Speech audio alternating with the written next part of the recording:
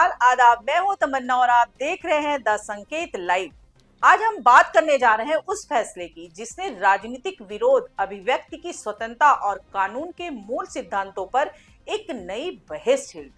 AI summit के दौरान shirtless विरोध प्रदर्शन करने के आरोप में गिरफ्तार इंडियन यूथ कांग्रेस यानी आईवीसी के 9 कार्यकर्ताओं को जमानत दे दी है और अपने आदेश में अदालत ने जो टिप्पणियां की है वे केवल इस केस तक सीमित नहीं है बल्कि लोकतांत्रिक अधिकारों की व्यापक व्याख्या से भी जुड़ी हुई है। Judicial magistrate first class Ravi ने कृष्ण हरि नरसिम्हा यादव, कुंदन कुमार यादव, अजय कुमार सिंह, जितेंद्र सिंह यादव, राजा गुर्जर, अजय कुमार, विमल उर्फ बंटू, सौरभ सिंह और अरबाज खान की जमानत याचिकाओं पर सुनवाई करते हुए ये आदेश पारित किया कि यह विरोध प्रदर्शन अधिकतम एक प्रतीकात्मक राजनीतिक आलोचना था और मुद्दे की सुनवाई शुरू होने से पहले हिरासत में रखना कानून के मूल सिद्धांतों के खिलाफ होगा।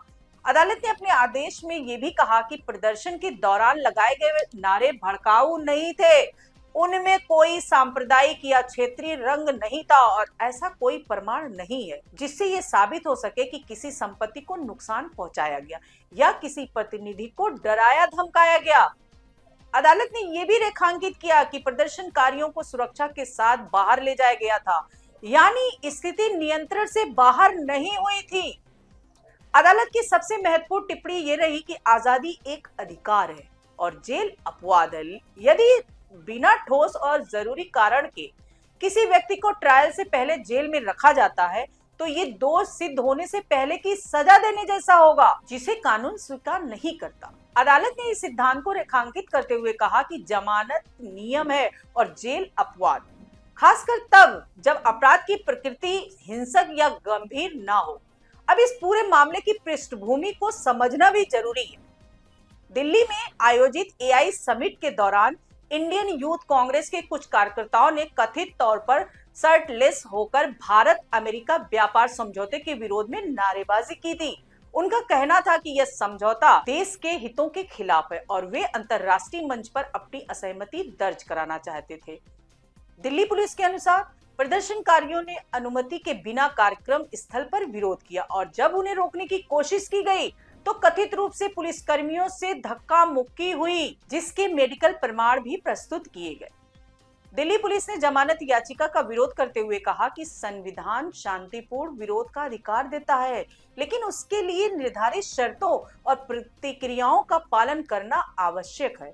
पुलिस का यह भी तर्क है कि अंतर्राष्ट्रीय मीडिया की मौजूदगी में इस तरह का प्रदर्शन देश की छवि को प्रभावित कर सकता है और कानून व्यवस्था के लिए खतरा बन सकता है।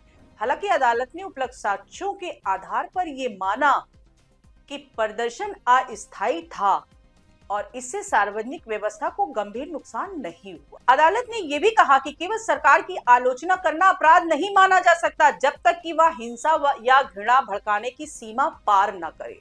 इस फैसले के बाद राजनीतिक प्रतिक्रियाएं भी सामने आई है।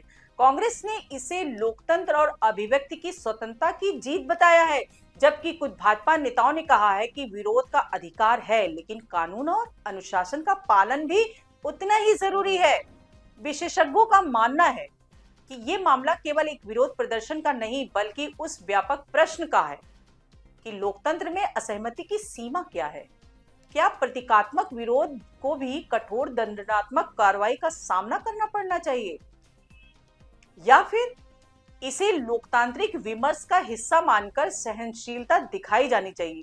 भारतीय संविधान का अनुच्छेद 19 नागरिकों को अभिव्यक्ति की स्वतंत्रता और शांतिपूर्ण सभा का अधिकार देता है, लेकिन ये अधिकार पूर्ण नहीं है और उस पर सार्वजनिक व्यवस्था, सुरक्षा और नैतिकता के आधार पर युक्तिसंगत प्रतिबंध लगाए जा सकते हैं। अदालतों का काम यही तय करना होता है कि किसी विशेष मामले में यह सीमा पार हुई या नहीं। इस केस में अदालत ने उपलब्ध साक्ष्यों के आधार पर माना कि प्रदर्शन ने हिंसक या सांप्रदायिक रूप नहीं लिया, इसलिए ट्रायल से पहले लंबी हिरासत उचित नहीं है। ये भी ध्यान देने योग्य है कि अदालत ने जमानत दी है, ना कि आरोपों को खारिज किया। यानी मुकदमा अपनी प्रक्रिया से चलेगा और अंतिम निर्णय साक्ष्यों के आधार पर होगा। लेकिन फिलहाल अदालत ने यह स्पष्ट कर दिया है कि बिना पर्याप्त कारण किसी को हिरासत में रखना न्याय के सिद्धांतों के अनुरूप नहीं है। इस फैसले ने एक बार फिर उस बहस को जीवित कर दिया है जिसमें पूछा जाता है कि क्या राज्य की प्रतिक्रिया कभी-कभी असहमति के प्रति अत्यंत कठोर हो जाती है, या फिर कानून व्यवस्था बनाए रखने के लिए सख्ती जरूरी है। लोकतंत्र की मजबूती इसी में है कि असहमति और कानून दोनों के बीच संतुलन कायम रहे। और आने वाले दिनों में ये देखना होगा कि ट्रायल के दौरान क्या साक्ष्य सामने आते हैं और अदालत अंतिम रूप से क्या निर्णय देती है। लेकिन फिलहाल 9 कार्यकर्ताओं को मिली जमानत ने यह संदेश जरूर दिया है कि आलोचना और विरोध को स्वतः अपराध नहीं माना जा सकता। आप इस पूरे मामले को किस नजर से देखते हैं? क्या यह अभिव्यक्ति की स्वतंत्रता की जीत है, या विरोध के तरीकों पर पुनर्विचार की जरूरत है? अपनी राय कमेंट्स में जरूर बताइए। आज के लिए इतना ही। नमस्कार दोस्तों।